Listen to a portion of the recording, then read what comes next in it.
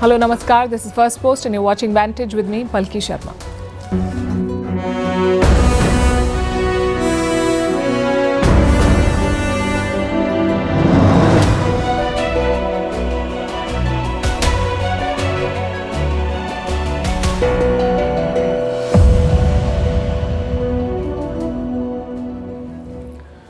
We begin with the latest border clash. Thailand has dropped a bomb on Cambodia using an F-16. What triggered this and how is it shaping up? We'll discuss that tonight. In Russia, a Soviet-era passenger plane has crashed. All 49 people on board are feared dead. We'll tell you why this is being linked to Western sanctions.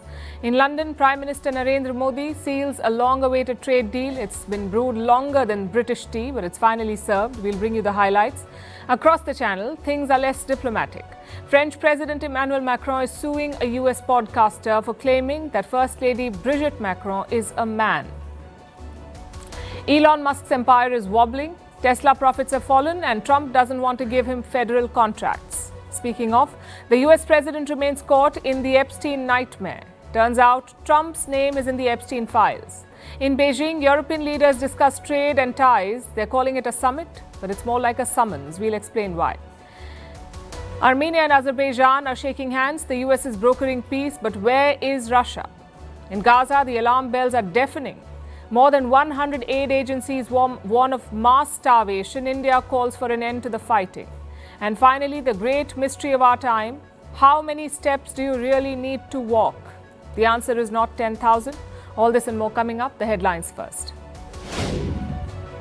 Big relief for Brazil's former president Jared Bolsinaro, who is on trial for allegedly trying to overturn his 2022 election loss. The country's Supreme Court has ruled out his detention, but warned Bolsonaro not to violate legal restrictions, which include a social media ban. The former president is also required to wear an electronic ankle bracelet. In India, the Supreme Court stays the order acquitting those convicted in the 2006 Mumbai train blast case. Just days ago, the Bombay High Court had absolved all the 12 men. Today, the top court said that the lower court's judgment should not be treated as a precedent, but it did not stop the release of the accused from prison. Greece warns Turkey threatens to block its access to a European Union defence fund unless Ankara guarantees that the weapons won't be used against Athens. EU member Greece and Turkey have long sparred over sovereignty rights in the Aegean Sea. The two countries are also at odds over energy exploration and migration. Myanmar's junta claims to have recaptured a gold mining hub and ousted anti-coup rebels after a year-long battle. This is the second win for the military in a week. Myanmar has been mired in a civil war since a coup in 2021. Recently, the junta, backed by Russia and China, has managed to regain lost ground. And in the UK, former Labour leader Jeremy Corbyn launches a political party. Last year, he was expelled from Prime Minister Keir Starmer's party. In the 2024 election, Corbyn had fought as an independent and won. His announcement comes amid a rise in popularity of smaller parties in Britain.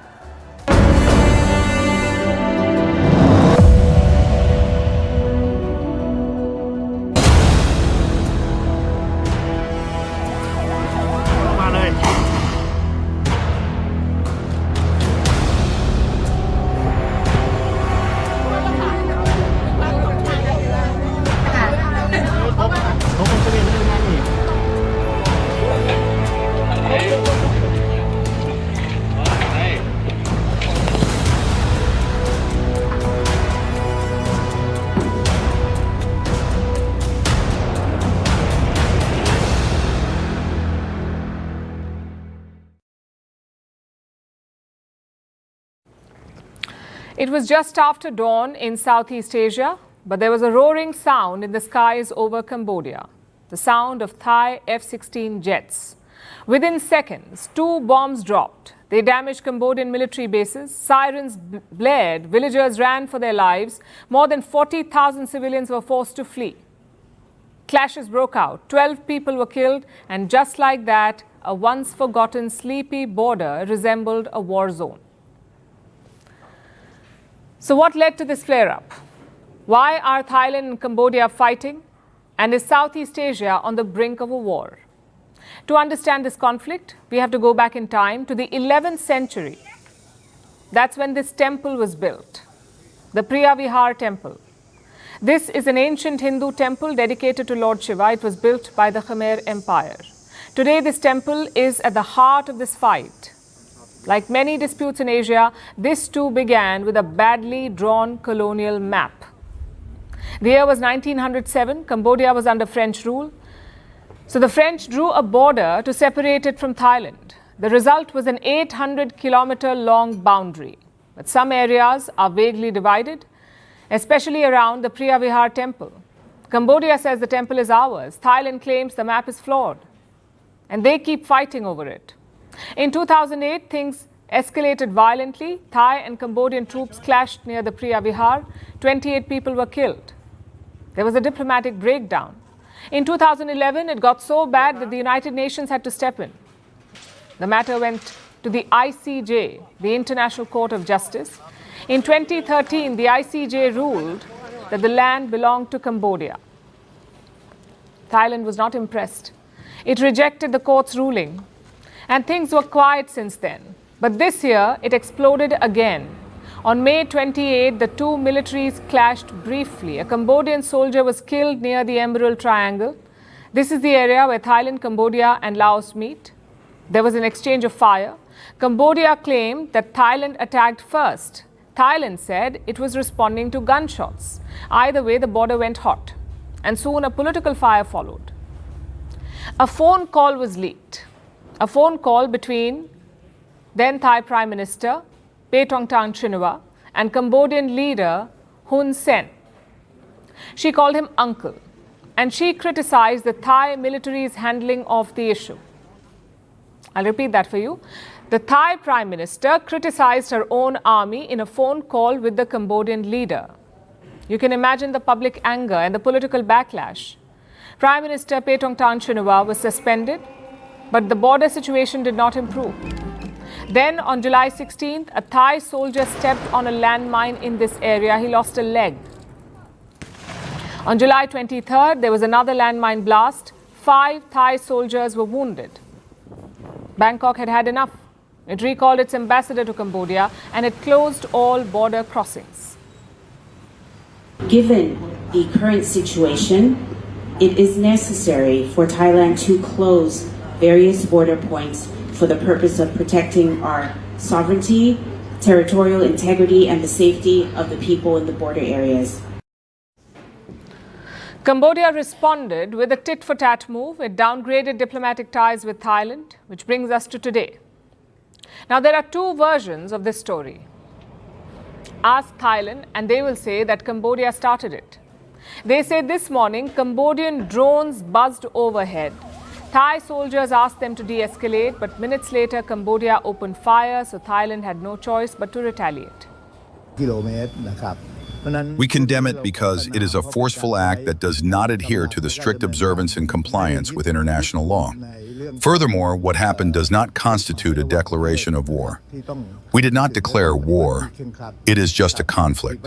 We still insist on the principles of peace and nonviolence. We will try to talk to each other to solve the problem. This is Thailand's side of the story. But if you ask Cambodia, the story flips entirely. They say Thai troops broke a long-standing agreement. They moved towards the temple, and then came the gunfire. Cambodian officials say that Thai forces had launched a preemptive attack, and that left Cambodia with no choice. They had to return fire in self-defense. So like any conflict, this too is a battle of narratives. Who started it first? But the question is, who has the upper hand here? Militarily, it is Thailand. They have the advantage. Thailand has a defense budget of $5.7 billion. Their army has 245,000 personnel. Compared to that, Cambodia's army is much smaller, just 124,300 active military personnel and a military budget of $1.3 billion. Thailand also has 28 F-16 jets. Cambodia has no fighter jets. So Thailand has the better military here. But will things go that far? As of today, 12 people have been killed. Thailand has called for international condemnation. It has ruled out any talks with Cambodia. Cambodia, on the other hand, wants the United Nations Security Council to step in. They want the Security Council to rein in Thailand. So the shooting may have stopped for now, but the real danger is not just in the fire, it's in the politics around it. Neither Cambodia nor Thailand, in neither of these two countries, can the current leadership afford to look weak. At this point, backing down seems like surrender. And that's the problem here. When history, politics and pride collide, it's never just about a temple or a border, it's about who blinks first. And right now, neither Thailand nor Cambodia is blinking.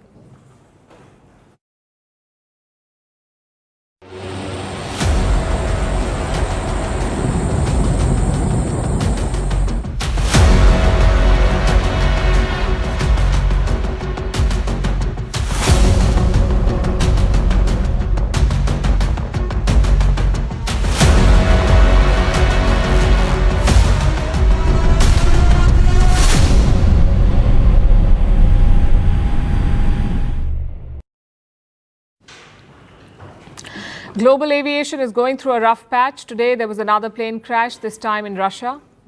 There were 49 people on board. None of them is believed to have survived this crash. The flight was operated by Angara Airlines. This is a Siberia-based carrier. The flight had taken off from Blagoveschensk, and it was on its way to Tinda. Now, this is a remote town in Russia's Amur region bordering China. We have footage from the crash site. It shows the burning wreckage of the plane. Take a look.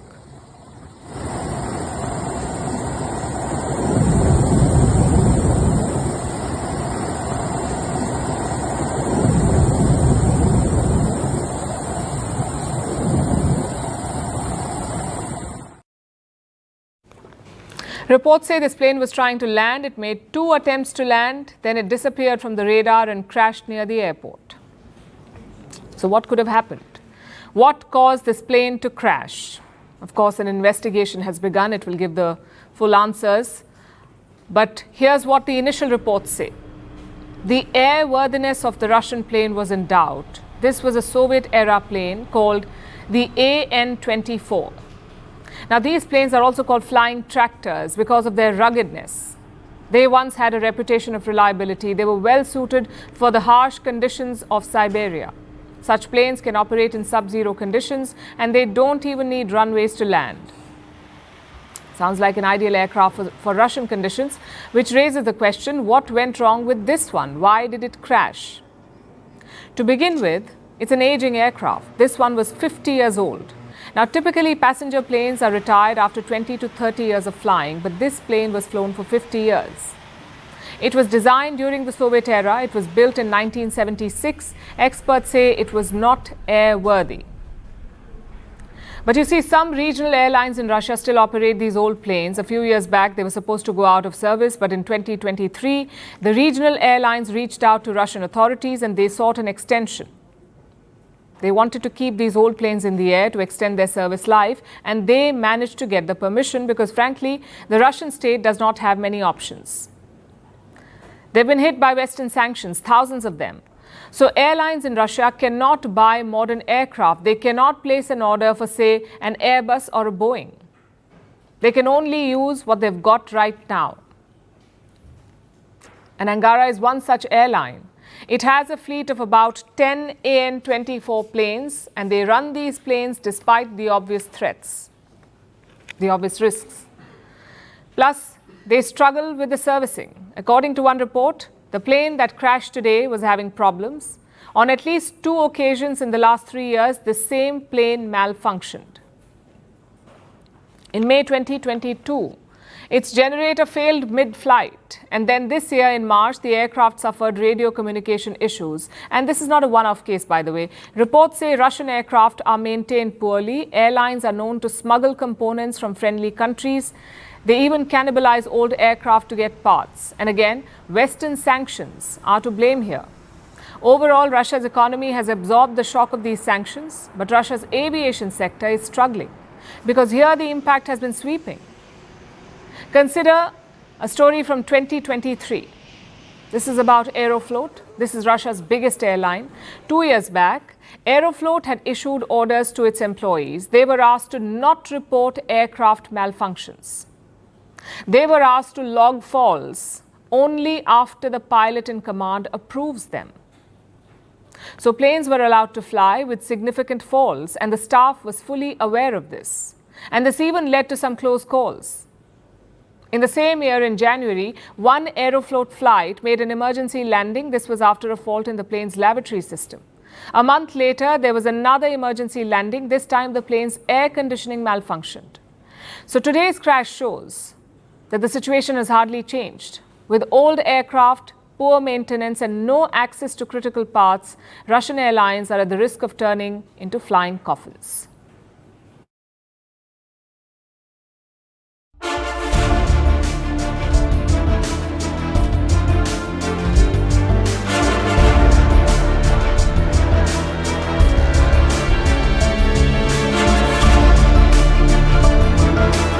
This is the biggest and most economically significant trade deal.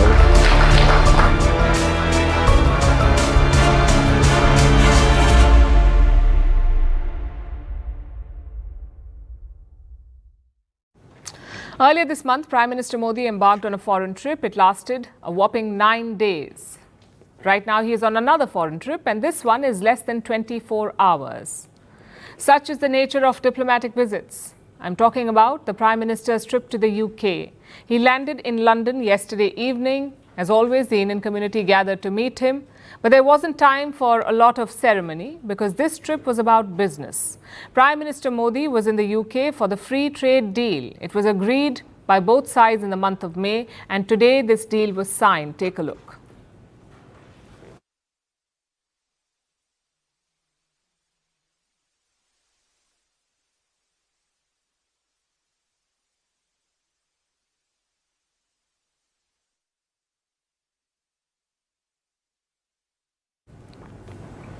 All this was happening at Chequers, which is the British Prime Minister's country home. It's located on the outskirts of London. After the signing, both leaders addressed the media. We'll focus on their statements first, and then we'll unpack the deal. Prime Minister Modi called this trade deal a historic milestone. He said it would help Indian textiles, footwear and gems industry. After talking about trade, he veered to extremism. As you know, the UK is home to many Khalistani separatists, and Prime Minister Modi appeared to warn them. He switched to English to ensure that the message was clear. हम इस बात पर भी सहमत हैं कि extremist विचारधारा वाली शक्तियों को डेमोक्रेटिक फ्रीडम का दुरुपयोग नहीं करने दिया जा सकता. Those who misuse democratic freedoms to undermine democracy itself must be held account. Of course, he had to speak about cricket. India and England are playing in Manchester right now. Prime Minister Modi used cricket to define this relationship. जब भारत और UK मिले और वह भी test series के दौरान, तो cricket का उल्लेख तो करना ही पड़ता है. For both of us, cricket is not just a game, but a passion. And also a great metaphor for our partnership. There may be a swing and a miss at times, but we always play with a straight bat. We are committed to building high-scoring, solid partnership. UK Prime Minister Keir Starmer also praised the trade deal. He said it would generate investment worth $8 billion. And for him, this is quite significant. The UK had to reset its trade ties after Brexit. It had to go around striking new deals, and Starmer has got two now, one with the US and one with India. And he says the India deal is the biggest since Brexit. This is the biggest and most economically significant trade deal that the UK has made since leaving the EU. And I think I can say that it's one of the most comprehensive deals that India has ever done. So thank you, Prime Minister. Both leaders appear to have a good time, but I'll tell you who did not. The translator, at one point, she couldn't keep up with the British Prime Minister. That's when Prime Minister Modi jumped in. Listen to this. Don't bother, we can use English words in between. Don't worry about it. Sorry, His Excellency, I've lost the speech. Yeah, no problem. Yeah. Sorry, do you want me to repeat? Yes. Yes, okay. I think we understand each other well.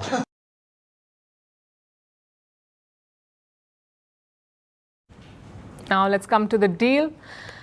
In one word, it's ambitious. Like all free trade deals, the goal is to reduce or remove tariffs to make sure that trade is free. Look at the numbers. Right now, our trade with the UK stands at $56 billion. This deal could add another $34 billion to it. That's $34 billion extra every year. The goal is to reach $120 billion by 2030 and $160 billion by 2040. Like I said, it's very ambitious. Here's how the deal will achieve that. 99% of India's exports have become duty-free, meaning zero or near zero tariffs. In return, India has cut tariffs on 64% of British exports. Our average tariff rate is 15%, or was 15%. It has now been cut to 3%. Lower tariffs will make products cheaper on both sides. Cheaper product equals more demand equals higher trade, and that is the logic behind such free trade deals. Certain Indian industries are poised to benefit from this, like gems and jewelry. Indian exports are projected to double in 2 years. They're expected to reach $2.5 billion. Another sector is garments. India faces stiff competition from Vietnam and Bangladesh, but lower tariffs will make us competitive. Right now, India makes up 6% of the UK's imports. It is projected to reach 12% in the coming years. Then you have engineering goods, things like car parts and machinery. This is also projected to double by 2030. The expectation is $7.5 billion. Finally, you have seafood. Right now, India makes up less than 3% of the UK's imports, which is around $100 million. This is projected to reach $200 million by next year, so it will double. Now, do you notice a trend in these sectors? They're all labor-intensive, meaning they employ a lot of people, which is why this deal could have a multiplier effect. If the demand rises, producers will have to increase output. And to increase output, they must hire new people. Of course, it's not just about the producers. Trade deals also help consumers. So which British goods are going to get cheap? For starters, Scotch whisky. The tariff was 150% before the deal. Now it has been cut to 75%. So ideally, the prices should halve. Then you have cars. India used to charge 110% tariffs on British cars. They will now be cut to 10%, from 110 to 10% over 5 years. This will benefit the auto giants of Britain like Aston Martin and Jaguar Land Rover. The tariff cuts will also make smaller items cheaper like chocolates, biscuits and cosmetics made in Britain. As always, India has protected some items from the deal like dairy, oils and fruits. They are key to India's farming community and therefore they have been kept out of this deal. Beyond these details, there is a larger message here. And that is a commitment to free trade. In Trump's world of tariff and barriers, two major economies, India and the UK, have come together. Not to complain of deficits and tariffs, but to vote in favor of free trade.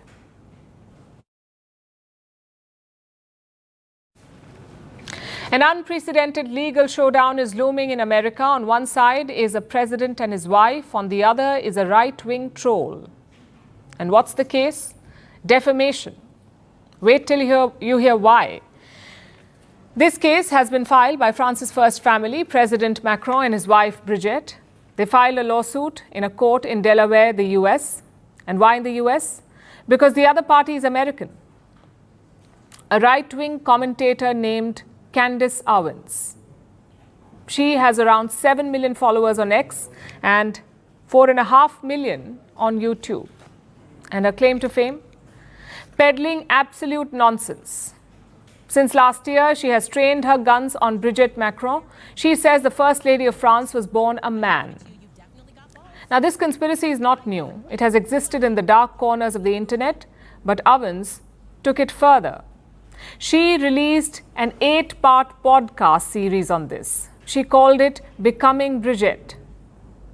Now, Owens says that the First Lady was born as Jean-Michel Tonu and that she later transitioned to a woman.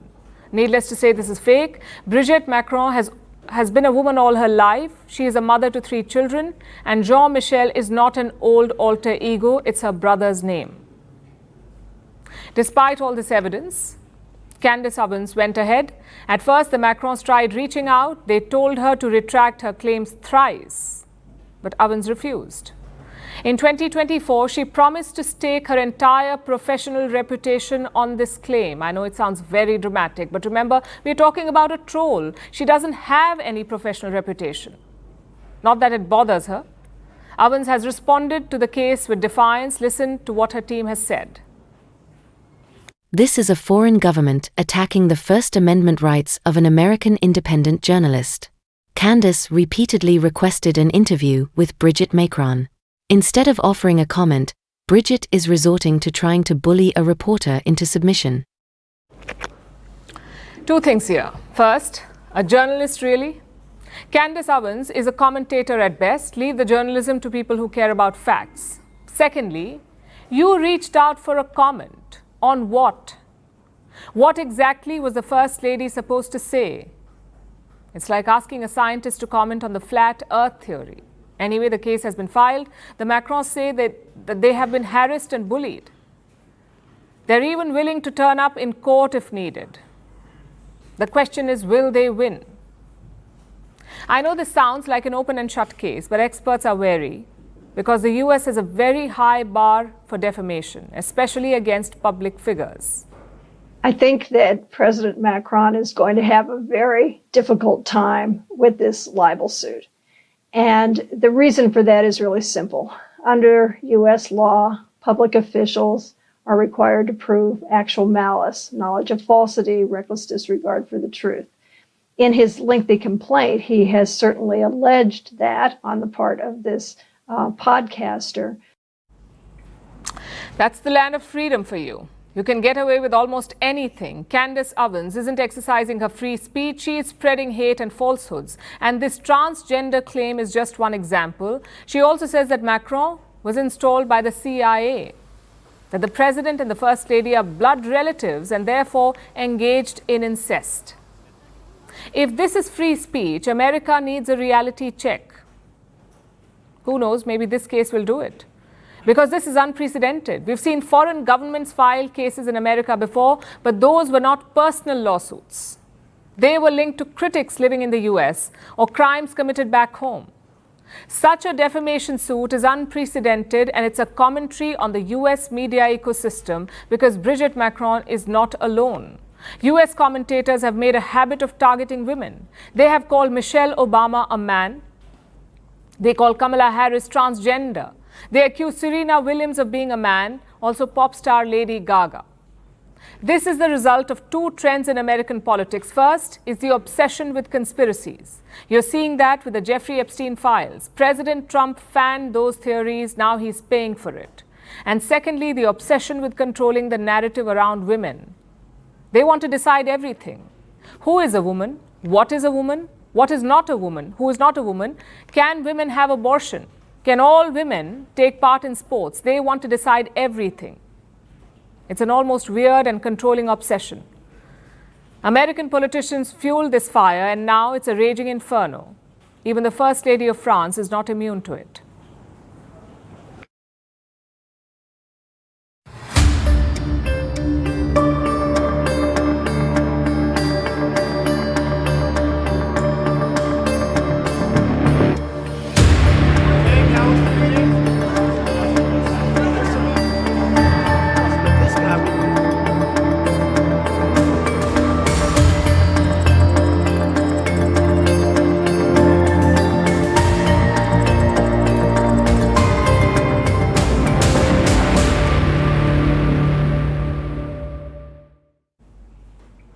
It was supposed to be the future on four wheels, sleek, silent and self-driving. Tesla was not just a car, it was a cult.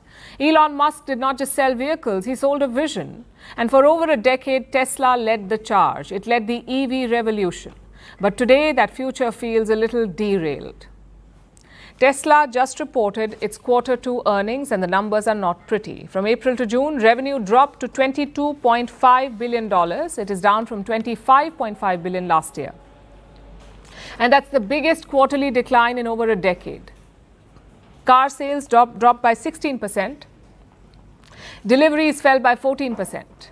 Now, if you zoom out, this is not a complete collapse. Analysts saw it coming apparently, but it was enough to rattle Wall Street. Tesla's share is down by almost 9%. And that's not all. The road ahead looks bumpy too. And we are not the ones saying this. Elon Musk is. In the earnings call, he warned of a hard year ahead, a tough year for Tesla. He said, and I quote, "We probably could have a few rough quarters." So this is not it for Tesla. Things could get worse in the coming days. That's what Musk is saying, and it raises the inevitable question: is Elon Musk losing control of his empire? You see, Musk is not just Tesla's CEO.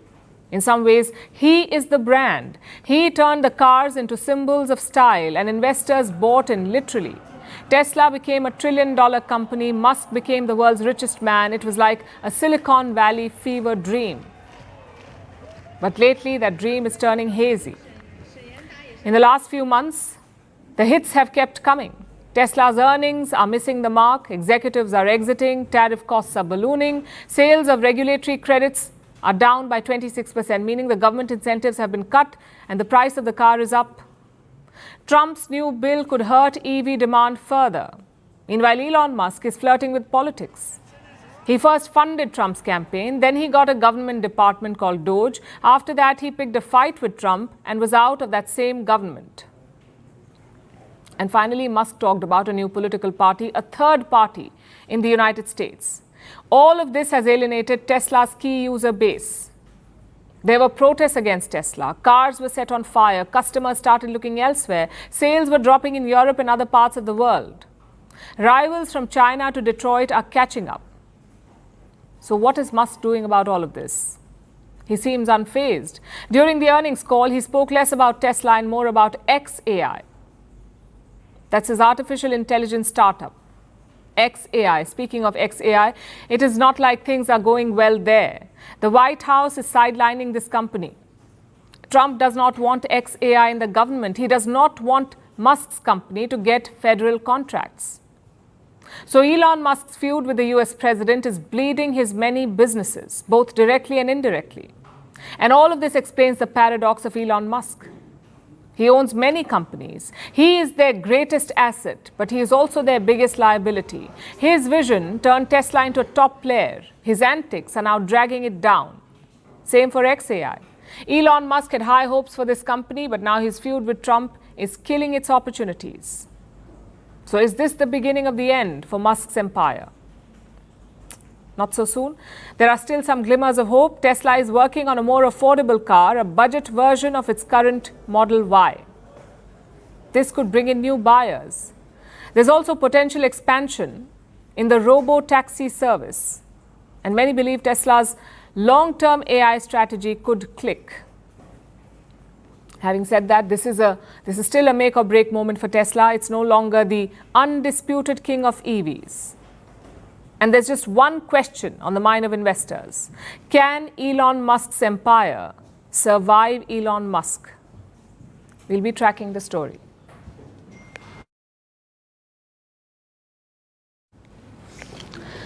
US President Donald Trump has a long list of threats for the whole wide world, but now one name has crippled his administration: Jeffrey Epstein, the late convicted pedophile financier. Last year, Trump promised to release files about Epstein and the investigation around Epstein. He said he will release files. This was during his campaign run. But when he became president, he said that there is no client list, that there are no files to be released. So for weeks now, pressure has been mounting on Trump. He has been bleeding support, and now fresh reports are making things worse. Apparently, Trump's name appears in the Epstein files, and Attorney General Pam Bondi told him about it in the month of May. Here's a report. Epstein files. These words have been haunting the Trump administration for weeks now.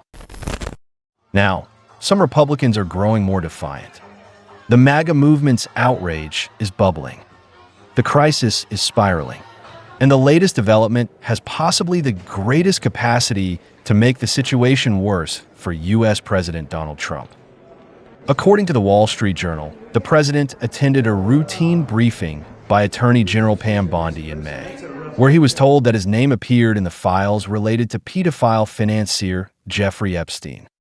And this has shaken the president's supporter base. In the 2000s, the rich and popular financier Jeffrey Epstein was big in the New York social circles.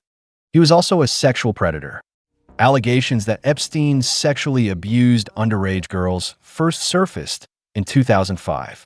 In the early 2010s, the accusations piled up. In July 2019, he was arrested under charges of sex trafficking. And within a month of his arrest, Epstein was dead. He died by suicide in a Manhattan jail. But the case remained alive and well. Now, simply being mentioned along with hundreds of others in documents pertaining to the Epstein investigation does not imply wrongdoing.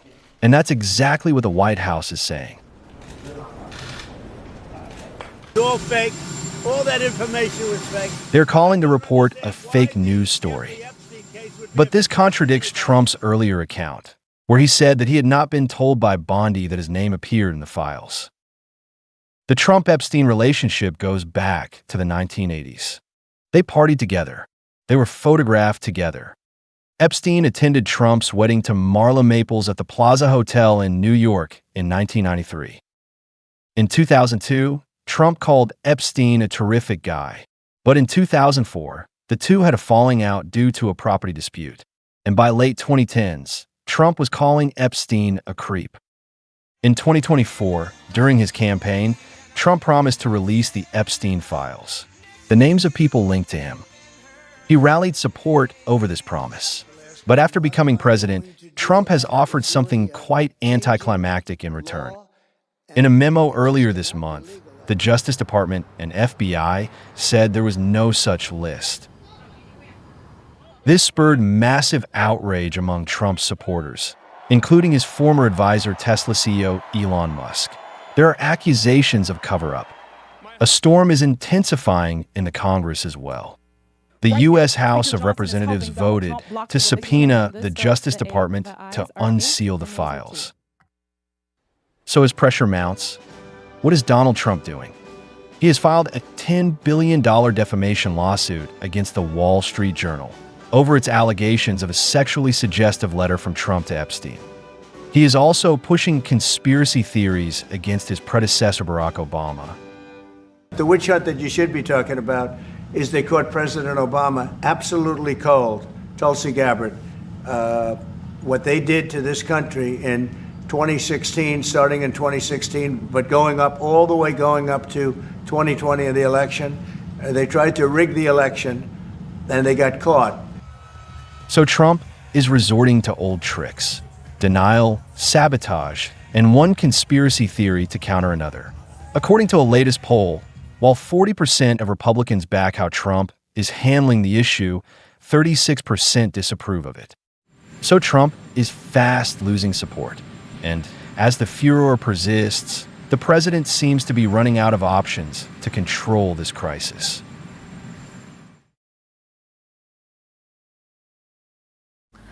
Europe's time is over. It's been over for a while now, but this week made it clear their top leadership is in Beijing today. Normally, they would say China is hosting them, but that's not the right word. European leaders were effectively summoned to Beijing. For what? A summit between the EU and China. This meeting was supposed to happen in Brussels, that too back in the month of April, but Xi Jinping refused to go. So the European leaders had to visit Beijing instead. That's a typical Chinese power move, gain an upper hand even before the talks. I'm sure the Europeans were not thrilled because they cut short the trip. The talks were supposed to span 2 days. Now it's a one-day affair. The EU leaders met Xi Jinping and Premier Li. They mainly talked about two issues, trade and Ukraine. The EU president said the relationship had reached an inflection point and that a rebalance was necessary. We have reached an inflection point. Rebalancing our bilateral relation is essential. Because to be sustainable, the relations need to be mutually beneficial. We know that our trade relationship today needs more balance. Rebalancing is a necessity, and it is also in the interest of a stronger relationship between us. What does she mean by rebalance? Well, look at these numbers. EU exports to China amount to $250 billion, $250 billion, EU to China. And EU imports from China, more than $600 billion. So the EU has a massive trade deficit with China. It's worth around $350 billion. And that's what Brussels wants to balance. China has long used state support to suppress prices. They offer billions in subsidies and tax cuts. As a result, Chinese goods are cheaper. They're artificially cheaper. Consider the example of Chinese EVs. European markets are flooded with them. Their homegrown EVs, European EVs, simply cannot keep up, which is why Brussels wants to rebalance. But will Xi Jinping agree? As expected, he gave no commitment. Faced with accelerating global transformation not seen in a century and a changing and turbulent world, Chinese and EU leaders should once again demonstrate vision and leadership and make the right strategic choices that will meet people's expectations and stand the scrutiny of history. Again, classic China. Talk about vague choices and expectations, but offer no concessions. This leaves the EU in a bit of a pickle. They're facing tariff threats from Donald Trump. Other countries are striking deal after deal, but Brussels is not making ground. Yes, they are exploring agreements with India and Indonesia, but those are long-term fixes. They won't solve the looming tariffs from the US. On the other side, China's strategy is quite clear. They did not look for a deal. Instead, they took an aggressive approach. The Chinese slapped tariffs on American goods. They also curbed the supply of crucial rare earths. And it worked. The US came to the table for talks. They also resumed selling semiconductors to China. So Xi Jinping has a working plan to go on the offensive. But the EU does not have such a plan. They still need US support for most things. They need it for trade, for defense, and for fighting Russia. It's frankly looking a bit sad. In Beijing today, the EU president made a laughable attempt. He requested China's help to rein in Russia. We discussed at length with President Xi our expectations for China to use its influence as a permanent member of the United Nations Security Council to bring an end to Russia's war of aggression against Ukraine. We say good luck with that. China is not even neutral in this war. They're supplying dual-use goods to Russia, and they won't be stopping that. So I guess the European mission was a failure. All they managed was this, a joint statement on climate change. That's all that they got. Having said that, the summit reaffirmed two things. One, there isn't a great deal of respect for Europe in Beijing. They're seen as America's lackey. And we've seen evidence of that before as well. In 2020, for example, European ambassadors wrote an op-ed for China's state media. In it, they mentioned that the Wuhan virus emerged in China. Guess what Beijing did? They censored that part out. What's worse, Europe agreed to it. They censored their own officials to suit China. So like I said, there is not much respect. Secondly, Europe is running out of options. If they wanted to jointly fight the tariffs, they're too late. They should have started a campaign earlier. China has struck a small deal. Japan has struck a deal. So have the UK and the Philippines. Meanwhile, Brussels is left out in the open. They have two options now: unleash countermeasures and trigger a brutal trade war, or bury their ego and look for a deal. It's certainly a rude wake-up call for Europe. Let's see how they recover from it.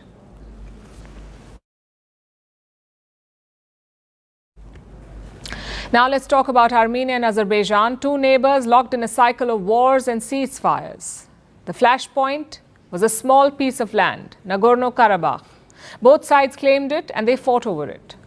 And through all of this, there was only one constant, and that was Russia.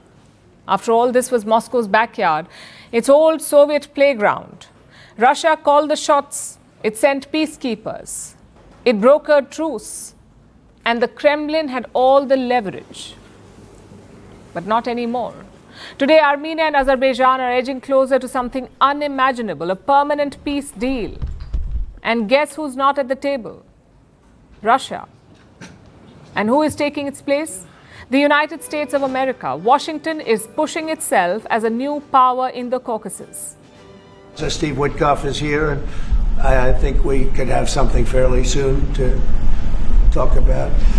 And we solved other one that we just seem to have, Armenia and Azerbaijan.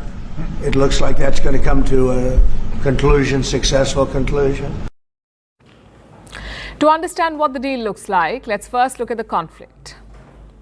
There's the Nagorno-Karabakh region. Internationally, it was recognized as part of Azerbaijan, but the residents are mostly Armenians, ethnic Armenians. So it's a classic ethnic conflict. In 1917, Armenia and Azerbaijan fought over the region. In 2020, they waged a war again. Azerbaijan took control of most of Nagorno-Karabakh. But the issue is not just Nagorno-Karabakh, there's also a small enclave called Nakhchivan. It is wedged between Armenia, Iran and Turkey. And it belongs to Azerbaijan, but there's no direct land route connecting it to the rest of the country. So after the 2020 war, Baku demanded a corridor. Azerbaijan demanded a corridor through Armenia's Syunik province. Soon a ceasefire was brokered, but the corridor remained a sticking point. Armenia stalled, Azerbaijan pushed, Russia became preoccupied with Ukraine. It could not pay attention to this. And into this vacuum stepped the United States. And here's where things get wild.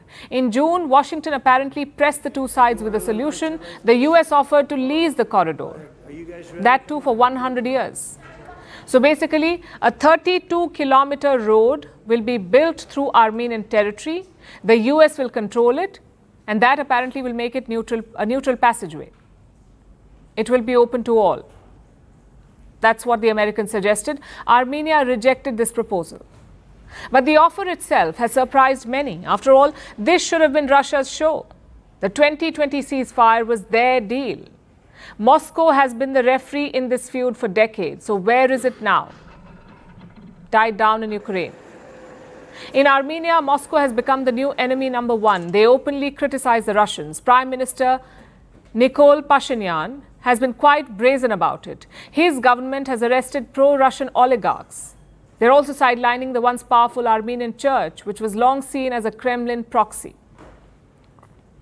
And on the Azerbaijani side, it's the same story. President Ilham Aliyev has grown weary of Moscow. He doesn't think Russia is dependable anymore. So this month, when both sides held peace talks, Russia was not even invited. The talks took place in Abu Dhabi of all places, making Moscow persona non grata. And this is not just about America's signal to Russia. There's also another party that's quite nervous about these developments, and that is Iran. If the US controls this corridor through Armenia, it would be a nightmare scenario for Tehran. US presence so close to their border would be a red line for the regime.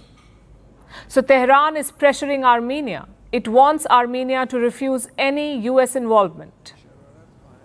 The question is, what will Armenia do? On one hand, agreeing to the corridor could bring peace. Armenia is desperate for Western investment, so this could be a solution. It also wants closer ties to the US, so giving Trump a win here would help them. On the other hand, Armenia fears loss of sovereignty. They are worried about giving up territory, which is why Prime Minister Pashinyan has made one thing clear: a corridor deal can only happen with one condition: full Armenian control. In other words, no US troops will be allowed. So here's where things stand. This region is closer to peace than ever, but this road to peace runs through a corridor of uncertainty. Armenia can choose the West, Azerbaijan can get its connection, but whatever they choose, Russia stands to lose.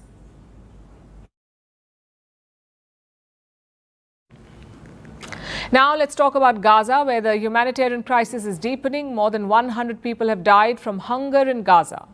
Thousands more are going without food, clean water or medicine, and aid still remains blocked. The United Nations says more than 1,000 people have been killed just trying to reach food. Hospitals too are now reporting deaths from malnutrition. Even journalists in Gaza say that they cannot feed their families. India has expressed concern over these events. It says temporary pauses in fighting are not enough. New Delhi has called for a full ceasefire. Here's a report. It's been 21 months. Gaza still remains under siege, and the pictures coming out of the war zone are grim. Bodies have been found near aid trucks. Children are dying from hunger, and families are still being crushed by airstrikes. This is no longer just a war. It is a total collapse. In the past 24 hours, 2 more children have died from starvation. That brings the official death toll to 113 from starvation alone. The real number is likely higher. Hospitals are overwhelmed. Doctors are running out of food, medicine, and power. The World Health Organization has called it what it is: mass starvation. Not by drought, not by disaster, but man-made. The UN says over 1,000 people have been killed while seeking food. They have been shot, bombed, or trampled. Many victims died near aid sites. These sites are run by a new body. It's called the Gaza Humanitarian Foundation, or GHF. It is backed by Israel and the United States. GHF was supposed to replace the UN's role in aid distribution, but instead of relief, it has made things worse. Aid delivery is patchy, distribution is chaotic, and food is still not reaching those who need it most. Even journalists who are covering this war are starving. Leading news agencies are now speaking out. The Associated Press, AFP, the BBC, Reuters. Together, these 4 organizations have issued a joint statement. They say journalists in Gaza are going without food. They cannot feed themselves or their families, and they are reporting while hungry. Israel rejects the criticism. It blames Hamas for the crisis. It says the food shortage is being staged, and that aid is being blocked or stolen. In Gaza today, there is no famine caused by Israel. There is, however, a man-made shortage engineered by Hamas. But the facts on the ground say otherwise. There is not enough food. There is not enough fuel. Hospitals are unable to function, and children cannot go to school. India is now voicing its concern. At the UN Security Council this week, it made its position clear. New Delhi says the war must stop, and intermittent pauses are not enough. India believes a full ceasefire is needed, and the humanitarian crisis demands urgent action. Meanwhile, there is talk of a ceasefire. Hamas has submitted a revised proposal. Israel says it is reviewing it. But the airstrikes still continue. So do ground assaults, and the all-pervasive hunger. This war has already broken Gaza's infrastructure. Now, it is breaking its people.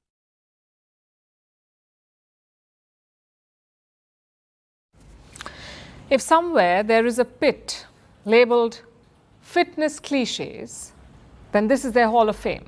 No pain, no gain, longer workout, better workout, and 10,000 steps. For decades, 10,000 steps was touted as a magic number, the ultimate goal, the magic potion that would bring you good health. But now a new study is out. It says that 7,000 steps is good enough. And hitting that mark can benefit you in big ways. Walking 7,000 steps a day can boost your brain power. It can protect you from cancer and heart disease.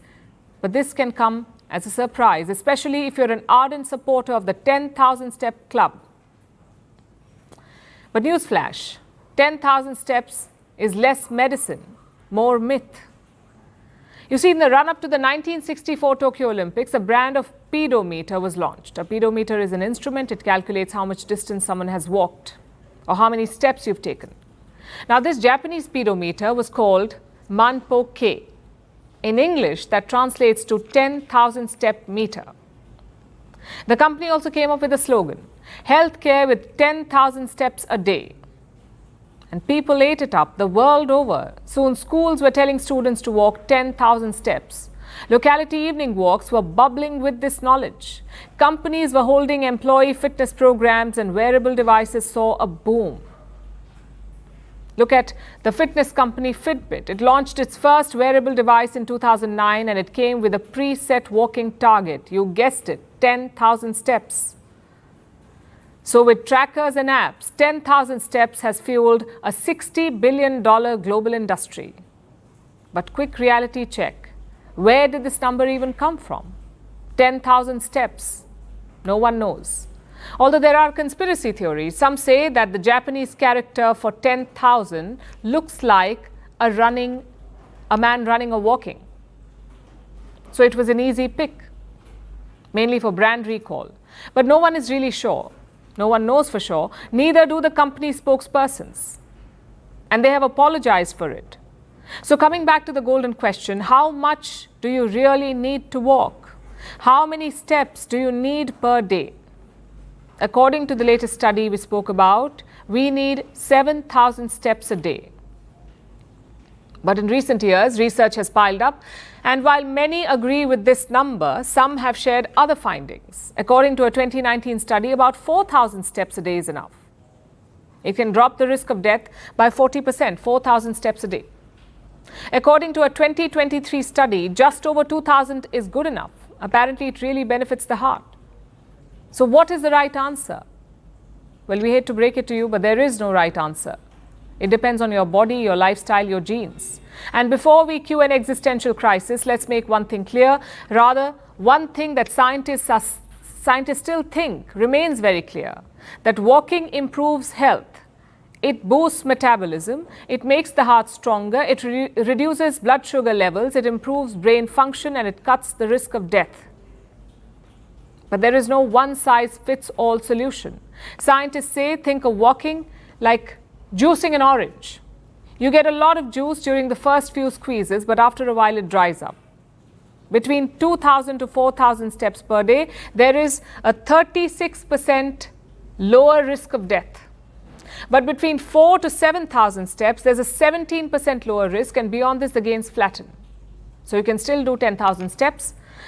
In fact, there is no real limit defined when it comes to walking, as long as you're not overdoing it and tiring yourself too much. But after a point, you won't see a significant difference in benefits.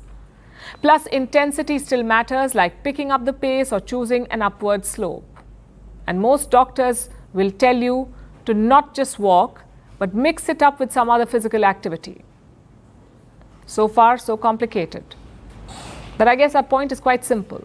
Don't just fixate on numbers. Don't feel guilty for not hitting that 10,000 mark, and don't forget to switch things up. Just move. And while you're at it, feel free to throw out that tracker.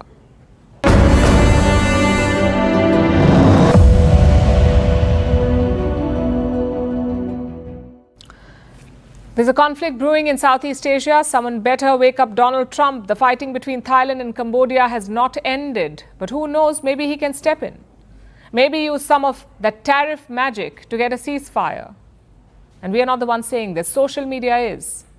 The moment the bombs dropped, the internet was at it. They asked the wannabe Nobel laureate why he wasn't meddling. It's around 12:30 in Washington, so I'm sure a Truth Social post is coming any time.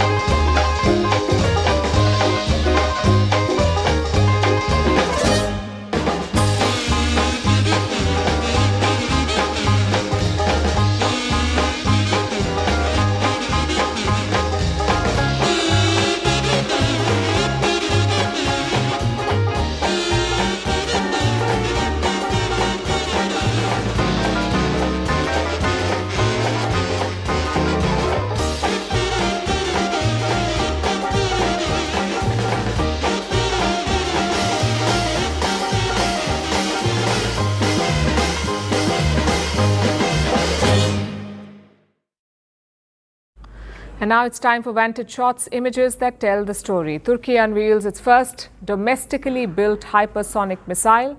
Thousands protest in Kiev over the new anti-corruption law for the second straight day. And activists rally against oil drilling in the Amazon ahead of the COP30 in Brazil. Finally, we are taking you back in history. On this day in 1969, astronauts Neil Armstrong, Buzz Aldrin and Michael Collins successfully returned to Earth after landing on the moon. The three astronauts splashed in the Pacific after spending more than 8 days in space. With that, the final leg of the Apollo 11 came to an end. We are leaving you on that note. Thank you for watching. We'll see you tomorrow.